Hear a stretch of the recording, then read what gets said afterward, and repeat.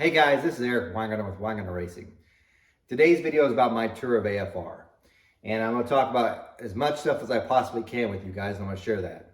And if you have questions that maybe I didn't answer during this video, put them in the comments and I'll try to answer them when I can. Before I begin this video, I want to say this. I try to be as neutral as possible for all brands in general. And I told AFR this whenever I came down there. I said, I'm going to treat you the same as anything else. I'm going to be totally neutral. So I'm not going to show you any more preference than I would another brand, because you're going to watch this video. You may think, well, he's a salesman. He's just trying to sell stuff for AFR. Well, true. I am a dealer for AFR. So if you do want to buy AFR heads, I'll be happy to sell them to you. But I'm also a dealer for Brodix, Trick Flow, and Profiler, and pretty much any head I can get. So I will treat every company the same, because the brand isn't as important to me as the product itself is, whether the name on it that makes a difference or not. And even when I told AFR that, they said, that's exactly what we're looking for. We want you to give your honest opinion about this. So that's what I'm going to do. Now, if you're a manufacturer or anybody else like Brodix or anybody else, and you would like for me to do the same thing, I'll be happy to do that for you too. I'll go down to your place and do the same thing. But today is about AFR. Before I begin that too, I do want to say, I asked them just about every question imaginable, and they answered everything. There was not one single aspect that they wouldn't answer. Not one. So just to give you an idea, when I first showed up there and I was talking to the president, I'll give you the rundown of the people, or the CEO. I said, is there anything you don't want me to talk about or don't want me to film? And he said there was nothing, with the exception of one thing. And the one thing he didn't want me to talk about, show you or film, I didn't. But the reason why isn't what you're thinking. It sounds nefarious, but no, that wasn't at all. He didn't want it to be filmed because it still may have changes, and the final product may look different from what I'm going to see. So he didn't want me to film that. Everything else, he didn't care. You do what you do. So every piece of information was shared. Now, as you listen to this video, I do have some recording of it. When you're listening to it, remember, it's loud because they have many CNC machines going. Also, if you hear me say the word amazing and insane several times, it's because, to me, it's the coolest things. I've been into cylinder heads forever. It's something, it's not like it's trained into me. This is like my bag. This is all I wanted. So to me, I would rather have gone to take the tour at AFR or Brodix or any other head manufacturer than if someone gave me the tickets to the Super Bowl. And you're like, oh my God, whatever. No, I'm serious. Cylinder heads to me are far more fascinating than just about anything else. So when you hear the video and you hear me, remember that's my frame of mind. So just preparing you. Also, if it feels like you're hearing in the background what sounds like an ice cream truck stopping by, it's because every one of their CNC machines, when they stop running, they start playing a song, and it sounds kind of like ice cream music. It's to alert the people around them that machine's done and you need to switch it out. So just so you know when you hear that in the background. Okay, there's that. Let's get started. First off, AFR was founded many years ago by a guy named Ken Sterling. I already said that wrong. Ken Sperling. I'm going to mess up the names about 15 times probably, because the CEO and the owner, or the original founders, their last names aren't that different. So Ken Sperling was the first one to found AFR, and he ran it for a long time, did some work with NASCAR, and to my knowledge, they're probably one of the first companies to start doing CNC porting. He then passed it on to his son, Rick, and Rick has been running the company pretty much since then. He does have a son named Chris, who also currently still works at AFR. And Rick, from what I'm understanding, felt like it was, he wanted to sell the company. And the company was bought by a investment firm called, I think it's Taglich, and I hope I'm not saying that wrong. And they bought AFR, but Rick kept the majority interest in the company. Now, I know right away, because even when I heard about them being sold, I thought, man, what a letdown. I hear where you're coming from, and if I hadn't gone there, I would probably feel the same as you do, which is usually whenever companies investment firms buy out companies, they usually milk them and kill them. In other words, they'll cut everything that they have, cut their budgets, suck that name dry until there's nothing left, and then dump it or resell it. So that's what I was kind of expecting, but that is not at all what I saw. So I want you to understand that. And before you're like, why did he sell? This is, and I didn't talk to Rick or anything like this, but I can tell you this. It's very hard to pass down your passion to your child and your children there. And I'm not saying Chris, who's still at AFR, doesn't. But it's, if you were to, like even my son, if I was to give him this company, it wouldn't be just giving him the company. It would be giving him this life. So it's a huge deal. So it's really hard for companies to keep doing that because you're asking so much of your children and grandchildren, I guess. So it's a huge deal. And I don't know if that's the reason, but you have to understand it's hard to keep it going and staying in the family that way because it's just hard to pass down that drive. Now, Taglich bought it, and they end up, even though Rick has a majority ownership in it, they have someone that runs it, and his name's Sean Sterling. Thank God I got the name right. Sean Sterling is their CEO. He's actually the one that invited me down.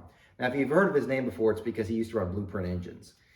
He is now over AFR and SCAT, because the company that bought AFR also bought SCAT Enterprises, which is their Pro Car seats and their crankshaft and rod division, which I'll do another later video on that, because I got to tour that as well.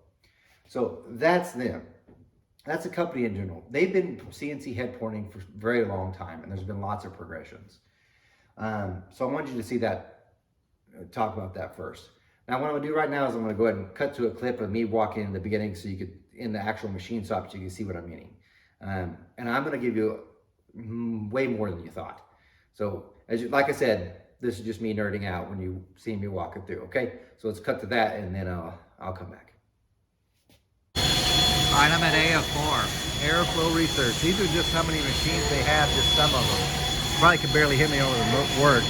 They have 2 flow benches, the Superflow 1020, and they're 600. But check this out, they've got a whole bunch of new heads and stuff. This is the Mopar head that they're getting ready to come out with.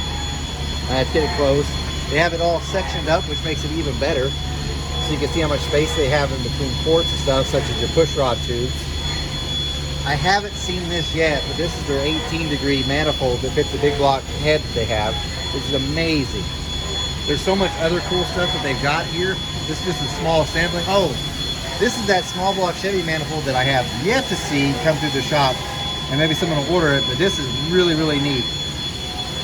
There are so many machines here and so many different heads. It's amazing. And I'll try to show you some other stuff. Here are some of the pallets of heads to get done. These are, of course, small block Fords. They go through these processes first that he's going through. There's another machine, but that one's not active, but so many pallets and pallets. There's heads everywhere. An insane amount. Okay, I told you I'd say insane and amazing a bunch of times, so I warned you. Let's go ahead and talk about how the actual heads are actually produced. First off, the first thing is they're cast, and I'm gonna talk about where they're cast right now. First off, for the longest time, AFR doesn't have a foundry. They don't own a foundry. So every one of their heads had to be poured somewhere else. A foundry had to pour them. For the longest time, Elder Rock was pouring all of their heads, okay? That stopped a few years ago. And for those that don't know, Elder Rock is also owned by the Comp Group, or however, they're owned together as well.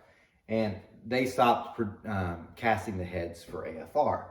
Well, it put AFR in a pinch, and they had to go elsewhere to try to find foundries to cast their heads. And what I'm about to tell you next might shock some of you, but I want you to understand the full reason for it. When Elder Rock stopped casting their heads, it put them in a real bad bind, because you could think about the same time that that's happening is about when COVID's kicking off. And what I mean by that is, as many of you know, a lot of companies just stopped. So they closed down or wouldn't be able to do it. So you have AFR here, who their major product requires someone to cast their heads. So it really put them in a bad bind. So what they did is they looked for any foundries that would be able to produce their heads. And they found one, Buddy Bar, and that's in California, but also they found one in China. And I know you're gonna be like, China? Oh my gosh, China made heads?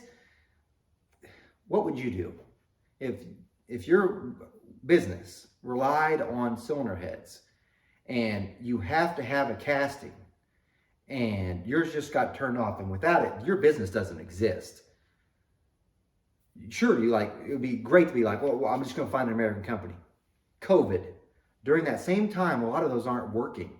So what choice do you have? You can either put your business right out of business. And by the way, the demand's high at this time, which everybody knows. Demand went up when COVID started. So what do? So they had to make a choice, and they started doing both. So they still have, even currently, have some heads that are cast in China and some are cast in America. And they're trying to work a ways with that, but that's where their heads are being cast in 2 different places. So, for instance, can you tell which one's made in China? Because one of them is. And I say made in China, I mean cast in China. Nothing else is done there. So don't confuse that. And by the way, when I say that, don't forget, AFR has a lifetime warranty on their castings. Lifetime. So which one of the 2? Because one of them is. One of them was cast in China. I'll tell you in the end. So anyway, the first thing that happens is the head get cast. Now that we've gone through that, by the way, I still think majority are still cast in the United States. Majority. But anyway, I wanted to say that. Anyway, when they get the head out of the foundry, the first thing you'll see is there's this, which it's gone here, but there's actually a slab put on here. And if you saw from the video, which I'm getting ready to put up there, you'll see they've actually got a slab sticking off to the side, and that's what they use to locate the head on their machine. Because once it comes in, they've got one machine that will start machining the slab and put 2 holes into it, and that's how it gets its locations for everything that's to follow. So cast head has nothing in it. It's got like a ledge here. They drill 2 holes on each side, and that's what they will then use to put up onto this machine next. So that's the first step. After that, it goes in these gigantic Mazak machines, which you saw in just a second in the previous video. That one, what it will do is it starts doing all of its basic functions. It will take the raw slab that it has and starts putting all the bolt holes in, spark plug holes, every head bolt hole, and the guide holes, and 1, not 2, the seat rings, the seat register, what the seat actually sets in. Now here's what's cool about it, and I will say this is really neat. They've got it's a gigantic pallet machine, and what they do is they set, after the blanks on here, they'll set a bunch of these heads on there, and they set them there, and then they walk away. Because the machine will literally take that pallet, put it into the machine, and start doing all the operations.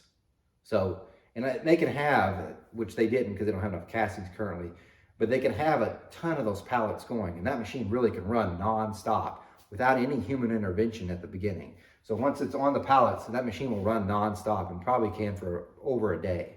And it's taking them out, putting them into the Mazak CNC machine, doing all this and popping it down the line. The next thing that will happen was, once it comes off, they actually, it will come off the machine. They'll have to take it off the machine. They'll install the guides and install one of the seats. And the reason why is because they're interlocking seats. It makes the casting itself like stronger in that area and different things. He was telling a bunch about that. Those will get installed. So guides and one of the seats. The machine will then take the head again, drill the other hole. And here's cool. I don't know anybody else that does that, but the CNC machine itself reams the guides. And they have this special reamer that I haven't seen, but it's like I'm using carbide reamers, and most everybody else does too, to ream the guides. They have one that's got this PCD coating, and it lasts longer and it cuts straighter, and the machine actually does it itself for each one of them. Now, before you worry about, well, how can it tell? This machine is fantastic because it can tell when a tooling's broke. It can also measures the how much actual diameter the reamer is, like if it's worn out or not. It has a whole bunch of stuff that has safety checks on it. After it's out of that, they'll install the last seat, and then it's off to get CNC ported. By the way, after they put that seat in, then the machine will cut the rest stuff down, and it goes, well, I think they actually leave the ledge on. Then it goes to CNC porting. So, and there's, which you'll see right now. This is just one of the many machines that are CNC porting their heads right now. Look at this. Each one is another machine porting heads. By the way, see how it has that 8 up here? That's the end of your head, so you can see which machine it came from. They periodically check them, like I think he said every week or something, to make sure that they're all rated the same. So every head that comes off is the same, whether it be machine 8 or 13. This is amazing. A lot of work goes into this. They're cutting non-stop. The reason why it's so loud is because there's so many going. More. And these are all just to get done. And there's more to come. This is just like an hour or so. But insane. That machine at the far end, the one that does their initial operation, it's automated. It gets heads off a pallet and it runs them through to get their basic operation done. There's so much stuff here that blows my mind. It's beyond cool. Those machines are running non-stop, and there's like 13 of them. As soon as the one comes off, another head goes on. Now here's what's cool. This one might still have it on here. Yeah. You see this? If you ever got an AFR head, you got that barcode. What you get is whenever that head goes to get in the machine, they actually scan this barcode, and that machine will pull up the program for this. And that's how it knows how to port. That's why that barcode's on there. It also, this is kind of neat about AFR itself. Once that's scanned, besides the machine seeing it, it pulls up into its automated system. So if you call your salesman like, hey, where's my heads, man? What's going on? They can track it where it is through every step of the process because of that. So after it comes off the Mazak that does the basic operation, this gets scanned for the operations and they know where it's at, which is really cool. So that's how the salesman doesn't have to go and be like, let me go talk to my shop foreman, or let me go find your head with your name on it. It's already scanned in for each step, just like UPS does for a package, and knows where it's at. That's kind of neat. After they're CNC ported, I did want to tell you about this. For those that are CNC porting thing, this is kind of neat. I was wondering how they did it. They have their own CNC porting thing, but some of the tooling that they have is different. For instance, it changes. They have a multiple tooling changer that will change as it's porting. But one of them they use is it's a bigger burr, but it's only made to cut the seats. See, if you've ever had to cut a seat, it's square when you put them in. And man, it's tough. It's a lot of work to cut from a square seat. It takes more time. Their CNC machine will start actually cutting that seat. So they switch to a different tooling than what they actually ported the head. They switch to this one just to kind of get a kind of a contour of the valve job. Why? Because it saves the tooling whenever they go to do the valve job. Kind of neat. The other thing is it saves from, they could just use that same one that they did the heads with, but it wears it out faster. Because you know if you ever ported heads, the more you do on the seat, around the cast iron seat when you're doing throats and stuff, the faster it wears out your carbide burrs. They also have run times that they schedule on each of the burrs to make sure that they're within consistency. They also make sure that they don't load it too fast or hard on the sides so that their port shapes are consistent from what the prototype should be, which that in itself is neat. Also, the machine is able to detect the tooling to see how far out it's gone, like if it's lost some of the thickness and things like that. So that's cool. From that point, it then goes on to get the valve job, which you're going to see here in just a second. They use a Newen single point cutter, and it does a 3D cutting image of it. It's far more advanced than my Rottler's 5-angle, but they are insanely expensive. They're like $120,000 a piece. They have 4. Now, for what they're doing, it's amazing, because really only takes, there was one guy there, but he's running 4, well, at times there were 2. There was 2 guys there running 4 machines. So they would literally put the machine in, press go, and by the way, it takes 1 minute and 13 seconds for one seat. Press go over to the other head machine, put one in, press go, and by the time that one's done, they go to this next one and keep going on. So the valve jobs are cranking out like this. Then they do another another quality check at that point to make sure things are fine. So I'll let you see that, and then I'll come back. This right here is where they do their valve jobs. This is a Newen single point cutter. Now this one's not working, and it's not active right now, but it took 1 minute 17.4 seconds to get done with this one. And these are what all the valve jobs are done on. And these are the most high-tech valve and seat guide machines that are out there as far as cutting the valve jobs. This was actually in progress. So it's pretty neat. So all of your stuff's pretty accurate on all of this stuff. Really, really cool stuff. So it traces the outline of the seat profile and everything. Far more advanced. It's better than my Rottler, I'll tell you that. But way more expensive. Nice stuff. After the valve job's done, the next part, and this one's kind of crucial, is they have this special device. It's a kind of a clever rig that puts it over here. It puts the head down on a flat surface kind of deal, and it pressure tests the head. But not like what you're thinking, like a pressure test you might have in your machine shop where they dunk it in water. Now, this one is a special machine that sits this on a plate, and it has all these plates that go on, and automatically does it. It folds in. Then they start ejecting air, and the computer measures how much leakage it has or how long it's holding the pressure that's in there. And it's got a pass-fail thing. And from what they've said, it can pick up things extremely small. And from what I saw, yeah, it for sure can. If it fails, they then put it into they actually have a regular pressure thing like most people do, where you put air to the head and they dunk it in water, see where the bubbles are coming from, where the leak is. So if it fails, it does that. If it passes, it then goes on, it gets washed, and then they assemble them. And you'll see that right now. Here are some more pallets of just AFR heads. So like, these are just to get the machine process, so the beginning parts. And this is just some. There's many, many, many, many more. So for those are all the 18-degree ones, which is a lot. Small block Chevy stuff, more small block Chevy stuff. Then you got stuff that's getting ready to get shipped out, which is a lot of heads. And then these all are just like inventory for springs, valves, everything else. All this up there. They keep a lot in stock. So I am more impressed. Back over here, they're actually assembling the heads. You can tell how much there is. All this is accounted for too. So these guys are just assembling. These are just to get shipped out. More to get shipped out. They have shaft rocker setups in stock, which is amazing because to have them more.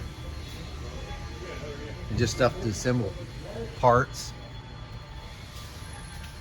Cardboard boxes. One of the weird things he did say, he had the cardboard box prices went up because just to get it, which is crazy. You're talking about inflation. These are all just assembled. Pretty nice work right here. A lot going on. Very impressive facility. See, look, more packed springs. See all that? Those pallets of packed springs. Insane.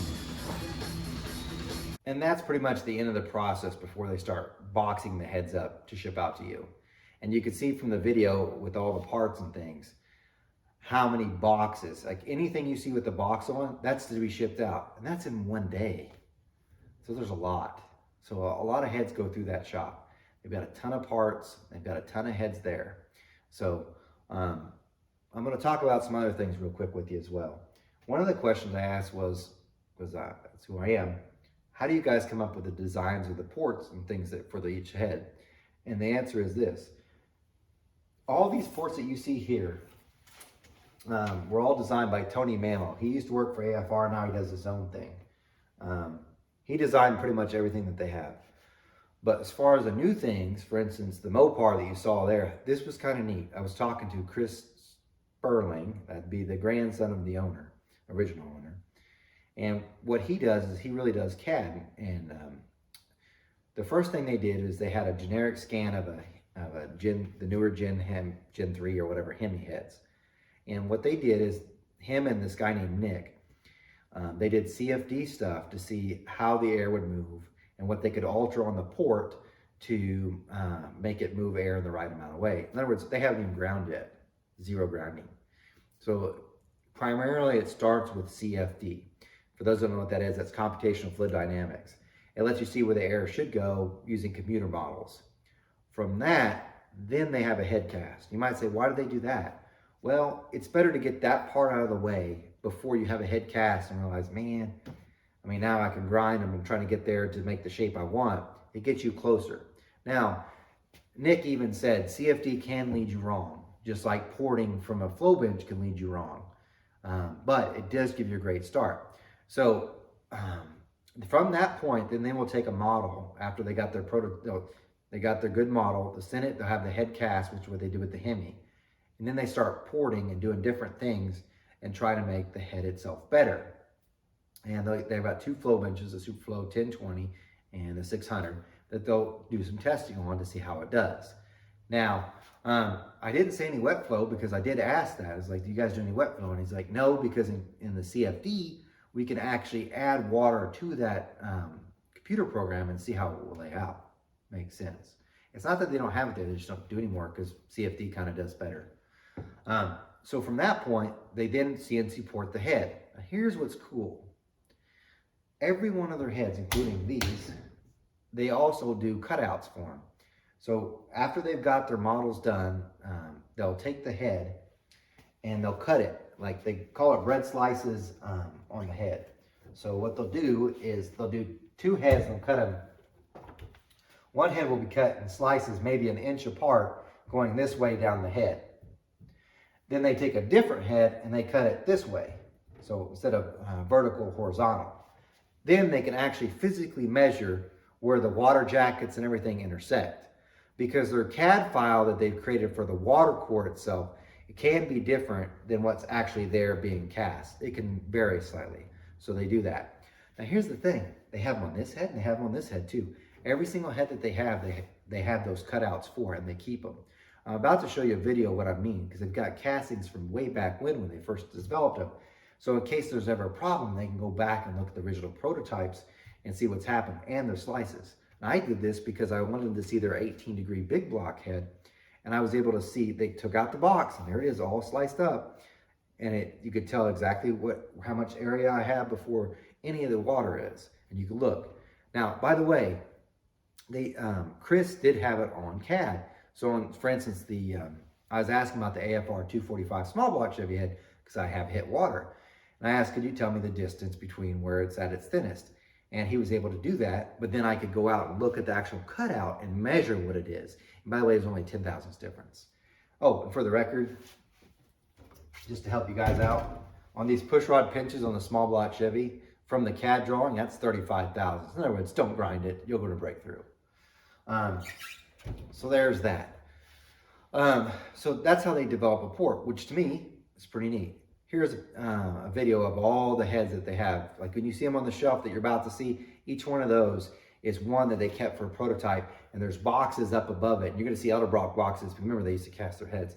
They have some of those sliced pieces so you can see what each one of them is. So they keep those as well as for the record.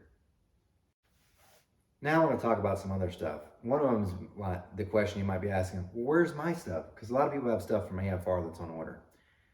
I want you to know right now that they're having some issues that are beyond their control. And if I wasn't there and I didn't see it, I wouldn't believe it. When I'm telling you it's beyond their control, I mean it.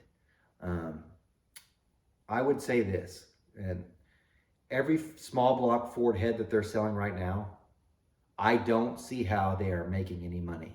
Matters of fact, to be quite honest with you, I would say every small block Ford head that they sell right now, they are losing money. And you're like, that's impossible. I won't disclose it. And it really is, there's a problem and they know it exists and it's not on their end and there is nothing they can do about it. They're trying, but it's not anything they're doing. And you should be happy, by the way, as a consumer, that they're not doing what a lot of companies would be and just pass the buck on to you. But because of that issue with the small block Ford, it's delaying other things because there's so many orders for every head really, but for the small block Ford that it's delaying other heads from being cast. So big block Chevys would be the next one that you're going to have to wait on because they're trying to fix the Ford issue first so they can get to this. That doesn't mean, to my knowledge, they don't really have any issues with the big blocks, but it's really the small block Fords right now. But they can't, until they get that one fixed, it's putting the delay on every other part with the exception of maybe some of the small block Chevy stuff. So I am telling you, their quality check that they do, and it's multiple checks, are a tremendous benefit to you because remember, they have lifetime warranties on their castings. So if it goes out bad, they're just going to get it back. They're checking things and finding things that I think other companies would probably just try to patch off and send it down the road. They're saving you. But I can tell you right now, It's nothing they are doing that's causing the problem. They're just the victim of it, and then it gets passed to you. And I will say this too. If you were to order a set of heads, say small block Ford, because that's where I'd say the issue is, and they tell you a time, they're like, your head's about to be CNC ported. They're doing the best that they can. If it fails a check after that, it sucks to be you, but at least you knew. You wouldn't want something that was wrong, I guess what I'm trying to say. As far as everything else, you're like, well, why is it still taking so long? They're running 3 shifts, as far as I know. I talked to Chris Paul. He's a director. I got it written down here. Director of manufacturing. Sorry, Chris, I didn't know your title. But I talked to him and about how he's running shifts. I think they're running pretty much the entire day, Monday through Friday. And then they've got 3 shifts that run Friday, Saturday, Sunday. In other words, 3-day shift. The shift that runs Friday, Saturday, Sunday for people that want to pick up overtime. As far as working, they're working a lot.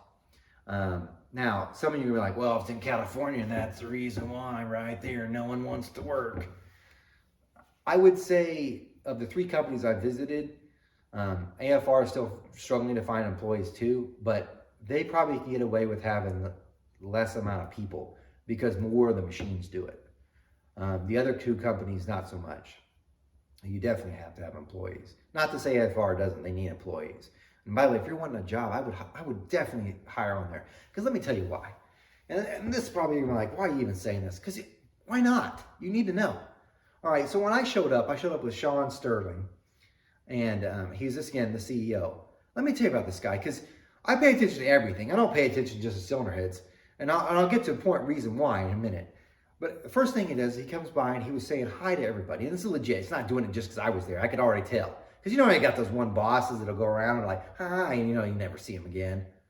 To me, I could tell it was legit. And he was asking some of the guys if they wanted to go have, go out that night to relax after work. And being kind, I went to several of them. Okay, I've been at many companies where the boss doesn't even know any of the workers' names beyond the ones that are sitting in the office with them. Now, and Sean, by the way, is running 2 companies, and he just started really. So that to me, that made a big deal.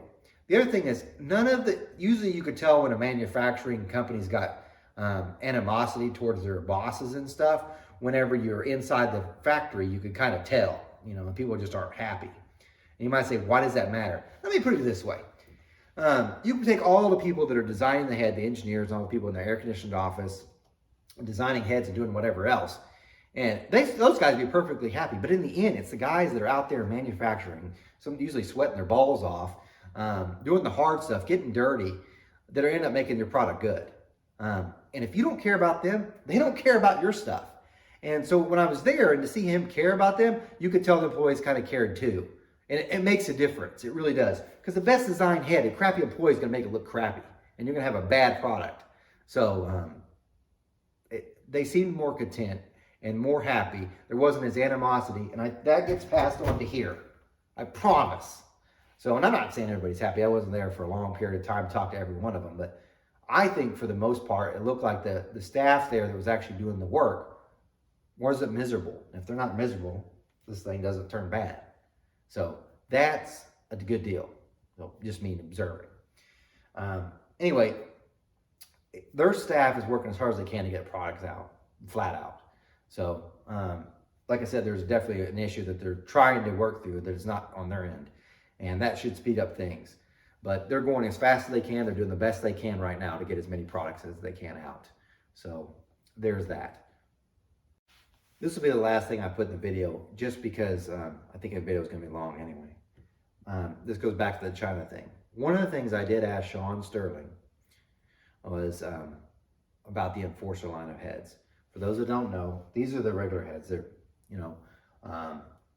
they're their CNC Porting ones, but they have an enforcer line that's cast overseas and it's cast in China. And if you've ever had the enforcer head, a small block Chevy one, we'll just stick with the small block Chevy for just now. If you have that small block Chevy one, you'll look at that head and you'll say, man, that looks really familiar. Well, that's because that small block Chevy enforcer head that they have is the same one that just about everybody sells. Assault, DNA, I don't know, like a bazillion others. It's the same head. The only difference is AFR has their logo on it, and here's the big difference.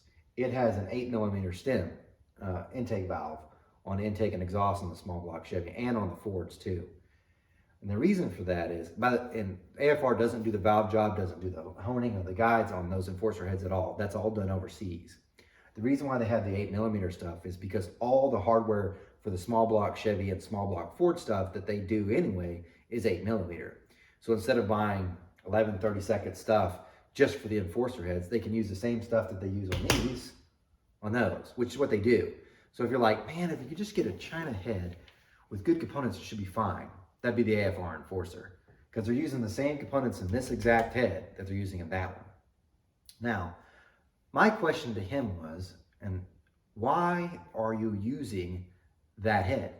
And what I mean by that is, and I've talked about this before, that enforcer head, and same with the salt head, the DNA head, they're all the same. And what they are is they're a Chinese copy of a Dart 200cc platinum head. And I asked Sean, I was like, why are you using a copy of a Dart head? And the reason why I said this is because the next thing I said was, someone's knocking off your head.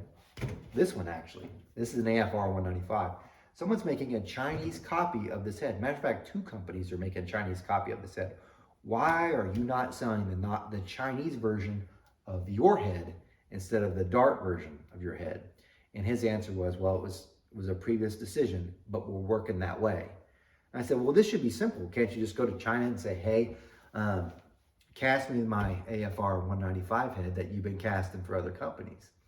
And he says, this is gonna kill you. He says they can't because those other companies own the tooling. So let me try to get this for you. Another AFR makes this head, this AFR 195. Another American, 2 companies actually, 2 different American companies took this head, not made by them, took it over to China and said, hey, make me the intake core, water core, and this whole head, make it for me. And I want it to be exclusive to me. So they made all the tooling for it so that they can cast that head. So an American company stole this head, or didn't really steal it, bought this head, took it over there, had Chinese copy it, and then the Chinese won't sell it to the company that actually makes the head. America! I mean, what can you say? People are like, why, back to the Chinese thing, people were like, well, what about the, why are they using Chinese stuff? We have American companies stealing other people's stuff to have it cast in China anyway. They're already losing. It's beyond me. But he said they're working towards something like that because they really want it to be their head anyway, which makes sense. There's no reason they should be selling a knockoff of a Dart, which, by the way, I still understood why they did to begin with. Because if you look at from the, like I said at the beginning of the video, or close to the beginning, they were in a pinch. So they had to sell some product because they had no foundry casting their heads. So it made sense. Now, to answer your question, which one of these heads is made in China?